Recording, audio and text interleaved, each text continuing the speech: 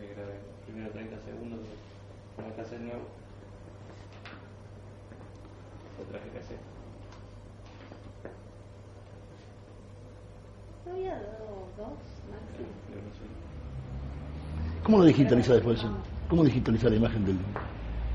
Lo llevamos, en realidad lo llevamos ahí. Ah, se lo llevas al tipo, claro. Sí, Sí, sí. sí. Si yo tengo un equipo bárbaro. Si nosotros teníamos ese problema con la filmadora, la dejamos de usar, usamos la máquina fotográfica nueva, compramos una Nikon, Claro. porque si no teníamos problema que filmábamos, grabábamos y no teníamos forma de digitalizarlo, después no podíamos mandar por internet a ningún lado, teníamos que pagar a un tipo que lo hiciera. Y te llevaba más de 3 días. Nosotros cortamos, por ejemplo, Corriente y Callao, lo cortamos. ¿A qué cree que se debe la toma de casas? Bueno, la toma de casas yo creo que se debe no a un problema delictivo particular para demonizar, sino que tiene que ver con la crisis de vivienda en la ciudad de Buenos Aires. Y en general en todas las ciudades donde hay un gran déficit de vivienda, se genera un fenómeno de ocupación de casas porque la gente tiene que vivir en algún lugar. Y el fenómeno que suele ir acompañado del déficit de vivienda es la existencia de miles de viviendas vacías para especular. Entonces no es que la gente no tiene que ocupar, hay miles de viviendas que ocupar. Y la alternativa es la calle o la ocupación, y la gente ocupa. Esta es la razón de fondo. Mientras haya déficit de vivienda, mientras para alquilar vos tengas que tener garantía propietaria de un familiar directo, tengas que tener un empleo en blanco, tengas que tener 6-7 mil pesos en la mano para hacer un contrato, mientras vos para conseguir un crédito hipotecario tengas que ganar 20.000 pesos, mientras vos para pagar el alquiler de una habitación miserable en un hotel tengas que gastar 1.800 o 2.000 pesos, bueno, mientras esa sea la realidad, mientras el Estado no tenga una política activa hacia el tema de vivienda, inevitablemente va a haber usurpación. Esto no tiene que ver con mafias, que las hay, y no tiene que ver con negocios, que sí los hay, tiene que ver con un problema mucho más profundo, que es el déficit de vivienda. Y por ejemplo, ¿de qué constarían estas mafias que recién nombró? Las mafias son un fenómeno marginal, digo, porque las mafias en la usurpación de casas, yo creo que hay dos tipos de mafia. Hay una mafia de clase media alta, de la que nadie habla, que se queda con casas que están constituidas por abogados y escribanos, que averiguan casas vacías, herencias vacantes, y hacen maniobras en el registro, ocupan la casa para tener el dominio, y después van por el aspecto legal. De esa mafia, de vez en cuando, cada 2 o 3 años, se sabe algo, y resulta que se apropiaron de 40 o 50 viviendas. De la que se habla es de la mafia de los pobres, porque es más fácil de demonizar. Entonces decir, bueno, una determinada colectividad, peruanos, uruguayos en su momento, tal vez dominicanos, entran, abren una casa y los que ocuparon la casa le venden espacios o habitaciones, le venden realmente, aunque no haya ningún papel en el medio. La legalidad, una cosa es el derecho escrito y otra cosa es el derecho real, digamos, y le venden espacios para que la gente viva. Se la venden de 1.500, 2.000, 3.000 pesos una habitación, pero hay que tener en cuenta que una habitación vale por mes 2.000 pesos el alquiler, entonces para la gente también resulta un negocio. Y el otro negocio que está en ese lugar marginal también es que estos mismos grupos mafiosos que ocupan la vivienda y después la venden, también utilizan lo que les queda como aguantadero para el choreo o refugio para la venta de drogas. Hay que tener en cuenta que la usurpación de viviendas se da sobre todo en los barrios muy céntricos. Entonces no es lo mismo tener una casa ocupada para vender Paco en Mataderos, que es muy visible, que estar en un conventillo ocupado en Monserrat, Santa Elena, Constitución, y vender desde ahí Paco o cocaína a los turistas. Entonces, ese es otro aspecto del negocio.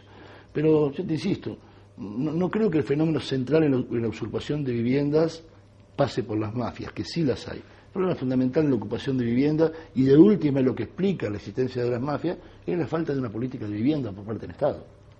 Y por ejemplo, ¿cuál es la solución que ve usted para cortar, con este difícil acceso a la vivienda, con este déficit ocupacional? Soluciones hay, lo que pasa es que el tema no es técnico sino político. O sea, la pregunta es, ¿hay soluciones técnicas, medidas técnicas para resolver el problema de la vivienda? Absolutamente, y son fáciles. El problema es tener la voluntad política y los intereses políticos para llevarlo adelante. La primera medida práctica que erradica en un mes el problema de la vivienda, en un mes y pico, es el tema, tomemos el caso de la ciudad, que es el caso que más conozco. En la ciudad de Buenos Aires hay más de 300.000 viviendas que están vacías por razones no edilicias sino especulativas.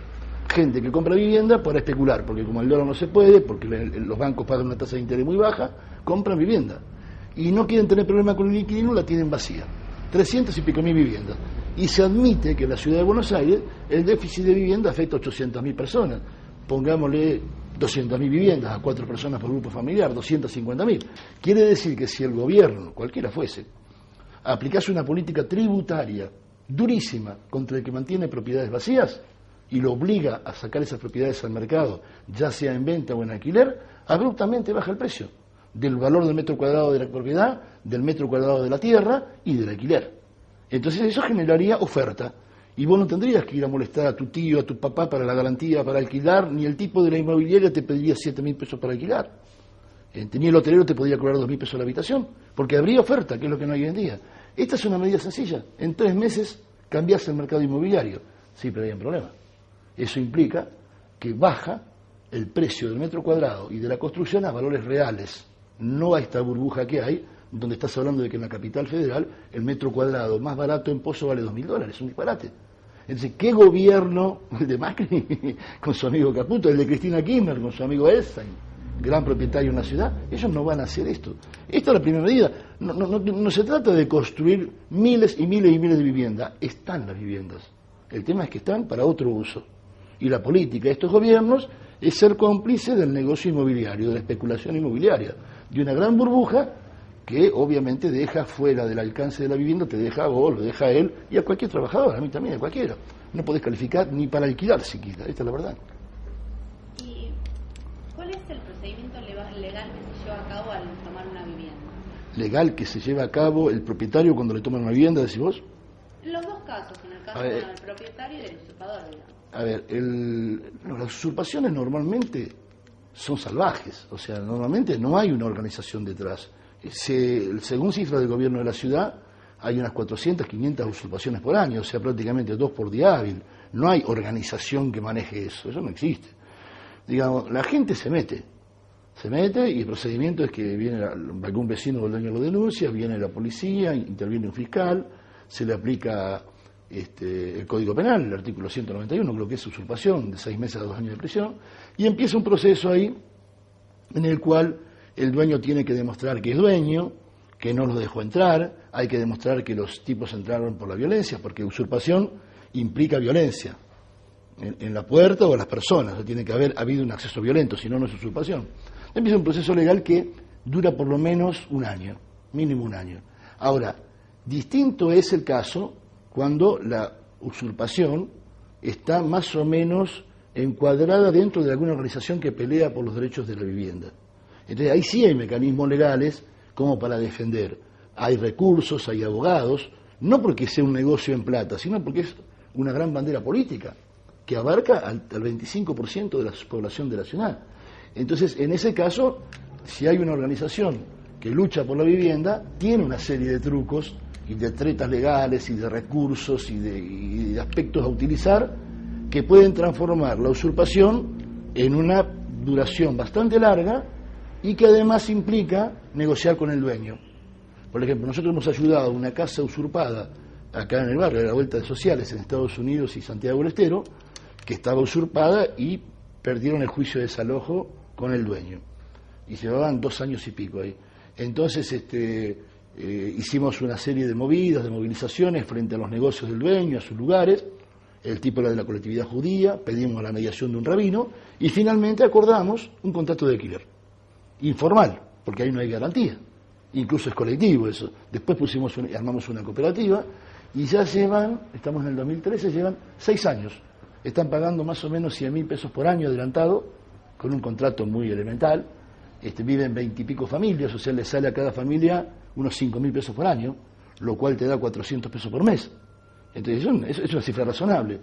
Para el dueño, ¿qué significó? Resolver un problema legal, porque tiene el dominio, lo vuelve a tener, al haber un contrato se le reconoce que él es el dueño del lugar, tener un ingreso por un lugar que estaba prácticamente perdido, quedarse con las mejoras, porque eso era un galpón y la gente hizo un montón de mejoras, y a la gente le significa una legalidad. Ya no sos el usurpador, ya hay un cartel que dice cooperativa, vivienda social, casa social, la policía actúa distinto, los vecinos actúan distinto, pueden regularizar sus problemas de papeles. O sea, ¿qué es lo que señalo? Que cuando hay una organización detrás que ayuda, que contiene, las formas de resolver el conflicto son muchas más. En cambio, cuando es una ocupación silvestre, como decimos, que son la inmensa mayoría, llevadas nada más que por la desesperación, y terminan en la calle 8, 10 meses, 12 meses, a veces con alguna ayuda, un miserable subsidio del gobierno, la mayoría de las veces no, procesados, todos terminan procesados, pocos condenados, los juicios difícilmente llegan a condena, pero les van quedando antecedentes policiales a todos ellos, ¿no? Y tener en cuenta que muchos son extranjeros. Cuando van a renovar sus documentos de identidad les saltan estos autos de procesamiento y les complica bastante la vida, ¿no? ¿Y en qué medida influye el flujo migratorio en estos casos? El flujo migratorio es un factor importante, no en relación a las casas ocupadas, te diría. Yo creo que en este momento el flujo migratorio golpea sobre todo en la superpoblación de las villas. Creo que hay los dos casos emblemáticos de esta zona, que son la Villa 31 y la Villa Rodrigo Bueno, que está acá en la costanera, son villas donde la población es mayoritariamente extranjera. O sea, los extranjeros, sobre todo los peruanos, hace 6, 7 años atrás eran una masa muy importante en las usurpaciones. Pero a la medida que iban siendo desalojados y que sumaban procesamientos, porque el procesamiento no es para el que usurpó. Viene la policía e identifica a todos los que están en la casa. Vos fuiste a tomar mate con tu amiga del colegio o de la universidad que vive ahí y te procesaron, aunque no lo puedas creer. Te identificaron y te procesaron. Después tenés que ir vos a demostrar al juzgado que no tenía nada que ver, que estabas tomando mate. Por lo tanto, en una casa puede haber 40 procesados. Cuando el tipo va a renovar los documentos, y salta. Entonces la colectividad extranjera, con el tiempo, dejaron de ser parte de esta gran movida de usurpación y se fueron a la villa. Y hubo un crecimiento enorme de la villa y hubo una revalorización de los terrenos en la villa increíble. Si hoy tener un terreno en la Villa 31 o acá en la Villa Rodrigo Bueno, digo tener, porque la escritura no la tenés, obviamente, y estamos hablando de cifras muy importantes en dólares.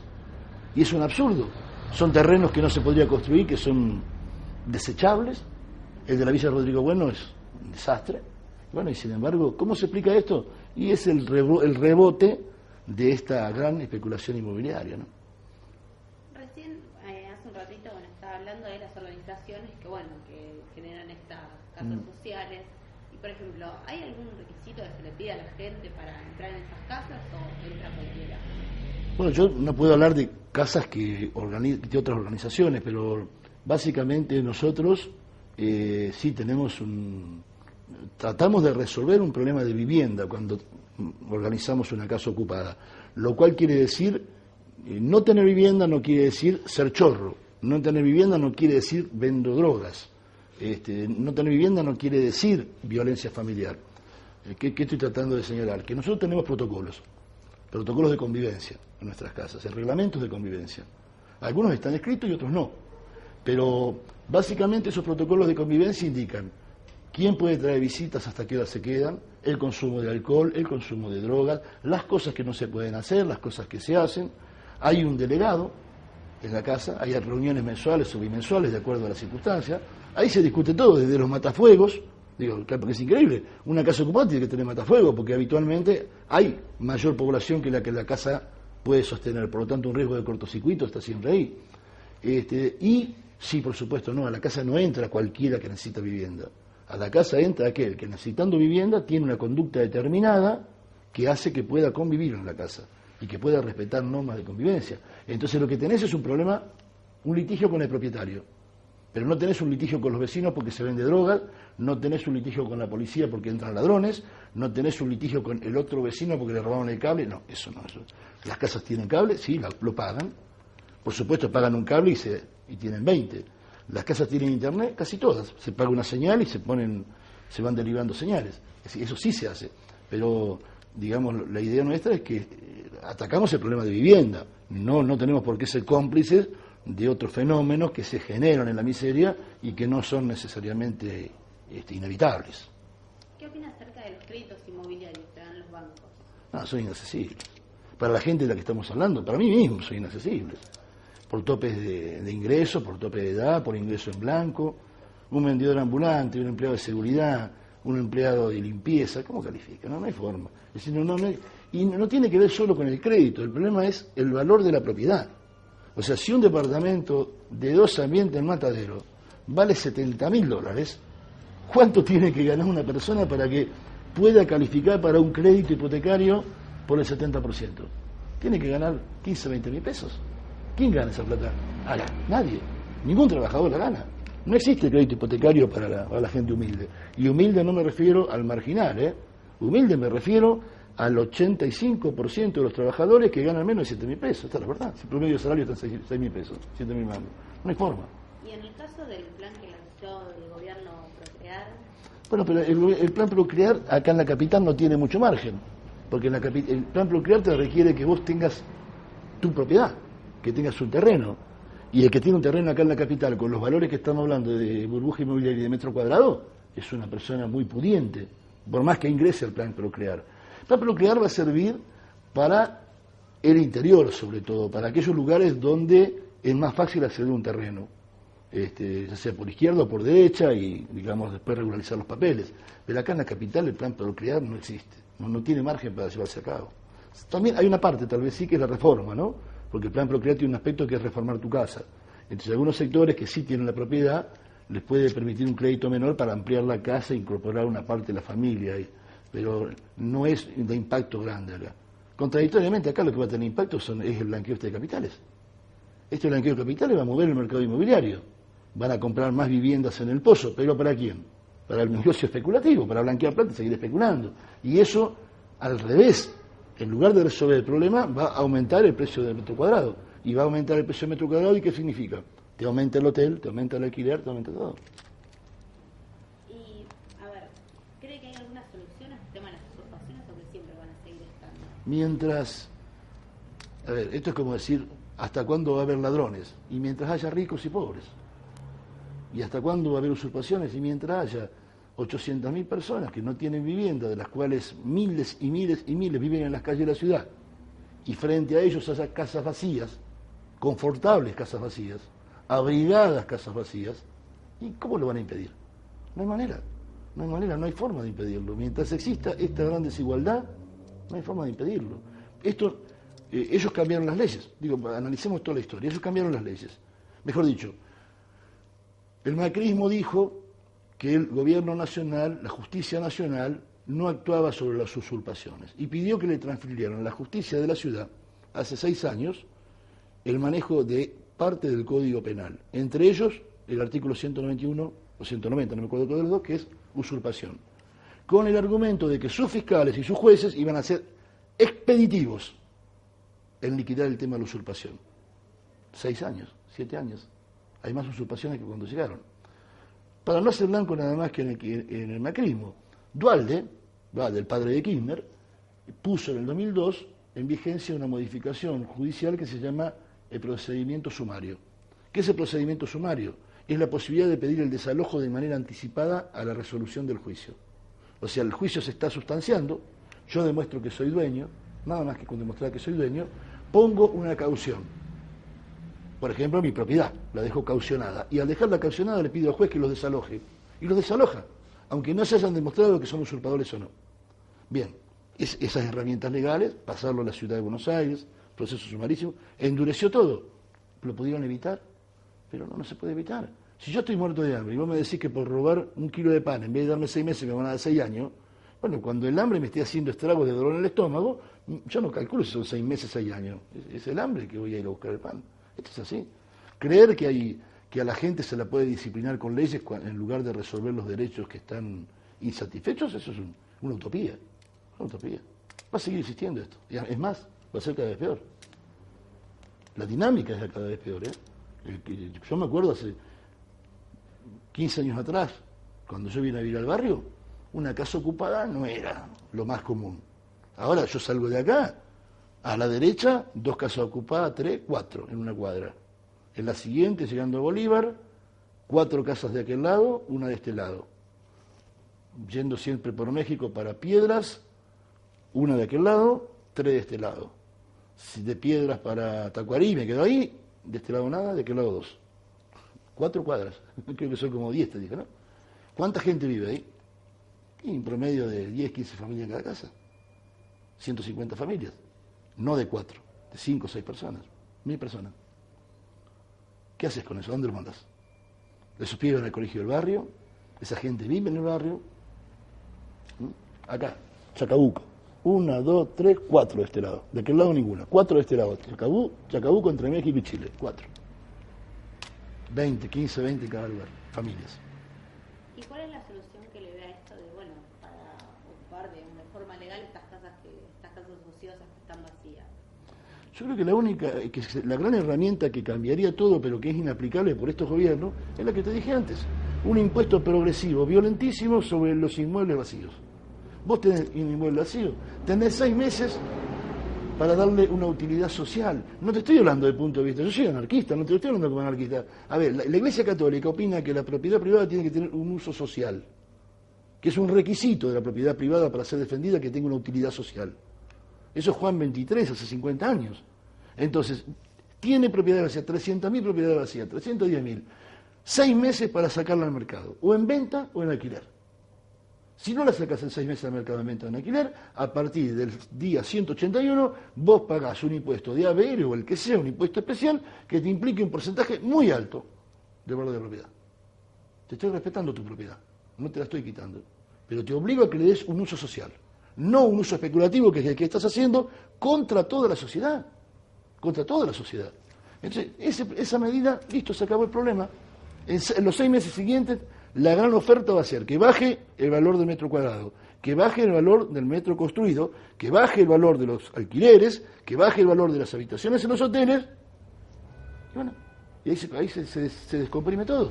Por un problema, esto te estoy diciendo con un mecanismo capitalista, de oferta y demanda, no con un mecanismo de justicia social, simplemente un mecanismo capitalista. ¿Esto no se hizo nunca? Mentira, por favor, mentira. ¿Por qué no averiguan cómo sacó Roosevelt a Estados Unidos de la crisis del año 30 y 40? No solo con medidas como esta, sino requisando el oro, por ejemplo. El ciudadano yanqui que tenía oro estaba obligado a vendérselo al Estado por dólares, papel. Y el que no lo hacía podía ir preso. Y Roosevelt no era comunista, ¿eh? Y sacó a Estados Unidos de la crisis. Y esto de la vivienda también lo hizo. No estamos hablando de comunismo, socialismo, anarquismo, estamos hablando de sensatez. Una sociedad fracturada no es sociedad. Una sociedad fracturada genera cosas terribles como este tipo que lo fueron a asaltar 5 pibes y termina matando a uno de 14 años. Y él es un colectivero, un laburante, y que pasó ayer esto, ¿no? Y termina matando a un terrible lampón de 14 años. Si él no lo mata, el pibe lo mataba a él. Bueno, esta es la sociedad. Esta sociedad. Una familia que tiene una casa propia, una habitación propia, es una familia. En cambio, si una familia no tiene, y puede convivir dentro de esa habitación con problemas como no tengo trabajo, la alimentación es insuficiente, sí, pero tengo un espacio que me contiene, mi casa, mi habitación.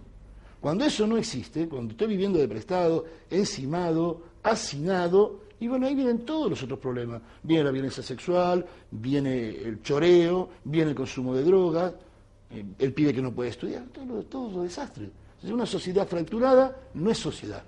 Eso es guerra civil. Bueno, esto es guerra civil. Lo que se expresa cotidianamente cuando hay 2 ocupaciones de casa, que es la guerra civil entre los desposeídos y los dueños de la propiedad, que entienden que la propiedad es para goce e uso individual. Ni Vélez Arfield podía decir semejante barbaridad, pero la Iglesia tiene una posición sentada en ese sentido. La propiedad privada debe ser respetada en tanto y en cuanto tenga un sentido social. No puede ser que tu gozo de la propiedad privada genera esta situación de miseria, porque esta situación de miseria y abandono está generada por un negocio inmobiliario que consiste en que el valor de la propiedad en la capital federal es cada día más alto. ¿Cómo? Cada vez que aparece un departamento, lo compro. ¿Para qué? ¿Para meter gente y alquilar? No, para especular. Entonces yo voy generando el aumento especulativo, con el acuerdo de los gobiernos. Nadie puede sorprenderse de que, cuando hablan de los roces entre el kirchnerismo y el macrismo, sí, tienen diferencias políticas, pero hay un nexo común entre los dos. Hay 2 grandes bandos inmobiliarios, 2 grandes pools inmobiliarios en la ciudad de Buenos Aires. 2. Uno que es de Macri, que es el de Caputo, y otro que es de Cristina Kirchner, que es el de Edelstein. Averíguanlo. Busquen Edelstein, busquen IRSA, averigüen quiénes son y busquen a Caputo y asociados. Son los dueños de la ciudad. El mayor propietario urbano de metros cuadrados de la ciudad de Buenos Aires es Edelstein. Amigo de Cristina, titular de IRSA. Y Caputo es el que le sigue. Entonces, a la larga terminan haciendo acuerdos.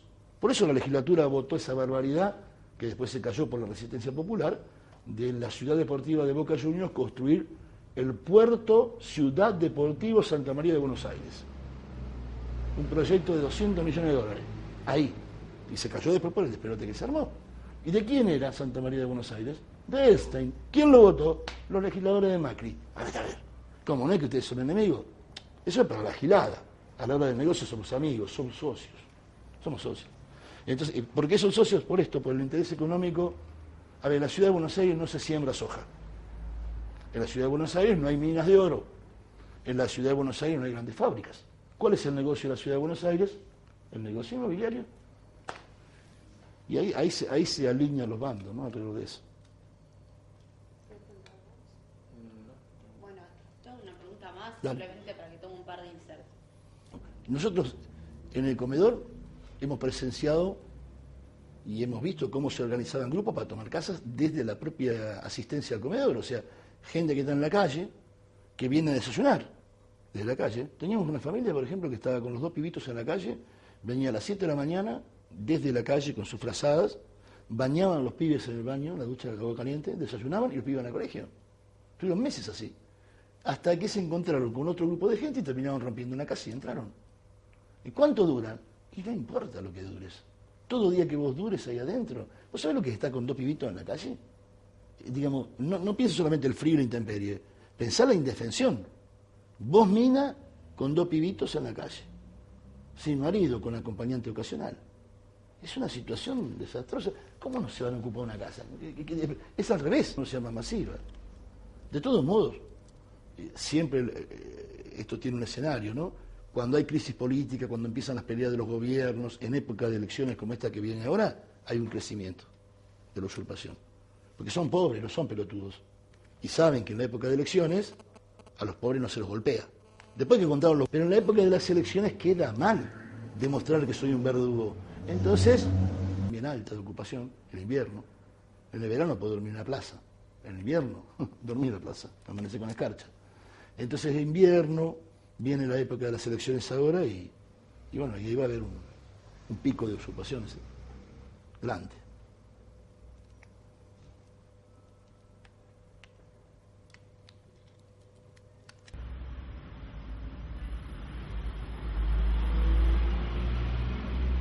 Ahí está. Listo, otra. Yo tampoco sé printar. Ah, sí, claro. ¿Estos son mis auriculares? Sí, ¿no?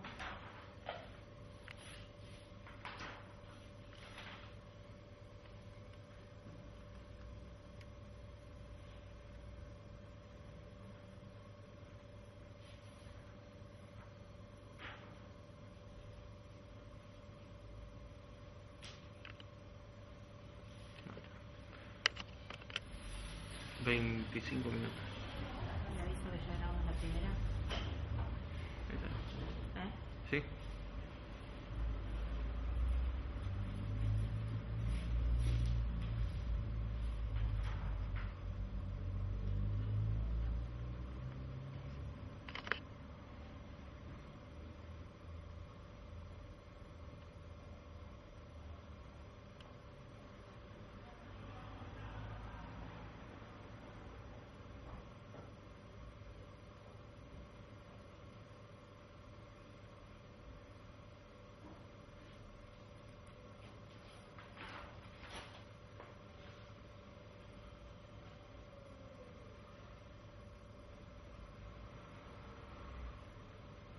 Le pongo así.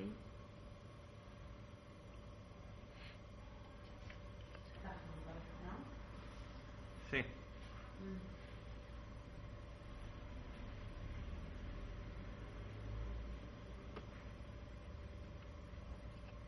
¿Ya está?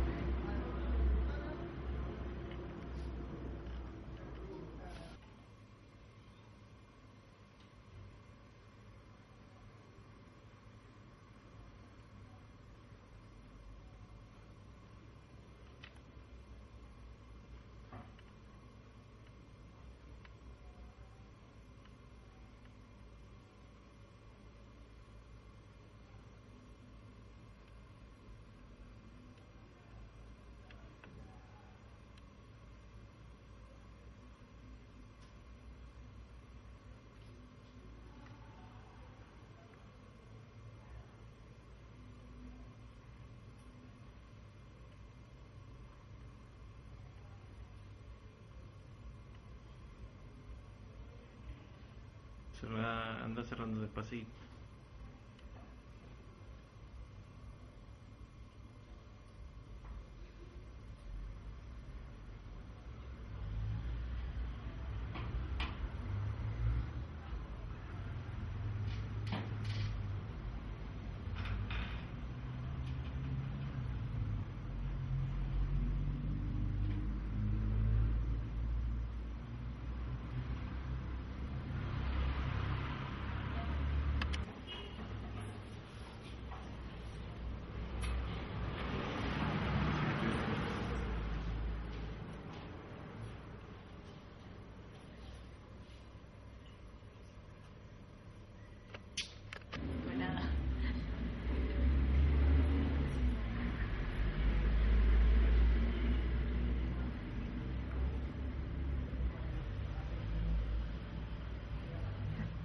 Mira, dijo Robin Blanc.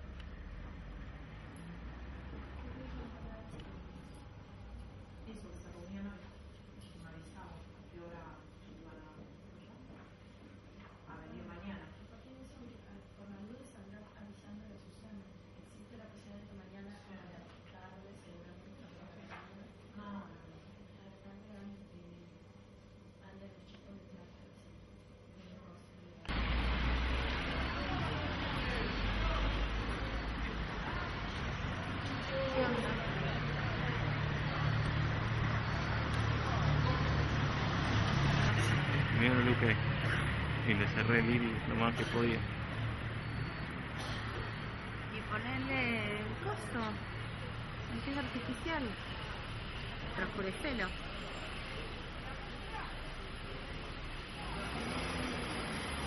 A ver lo que te digo.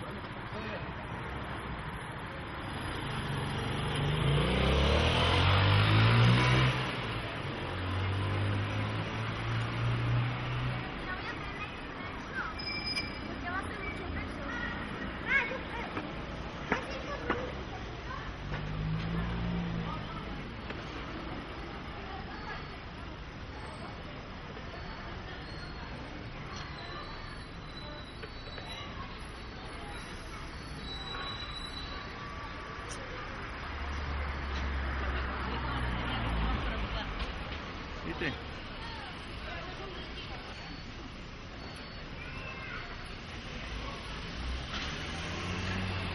No puedo creer que solucionamos el tema de la luz. Me moría si no teníamos la toma de eso.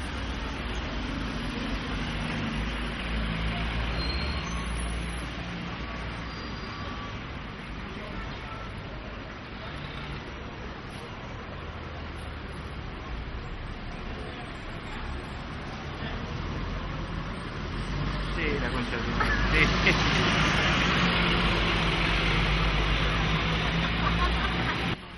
En verde. Ahí corto. Ahí pasan los de acá que no pasa nada. Dale. Bueno, dale.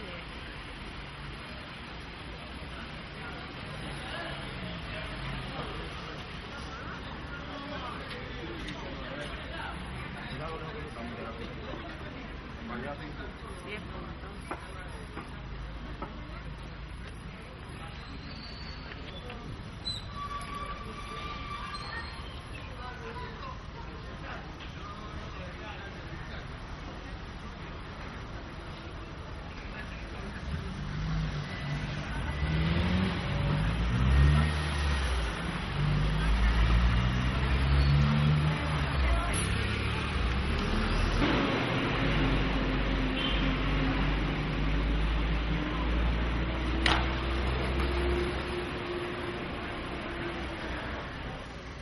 Sí, con sal.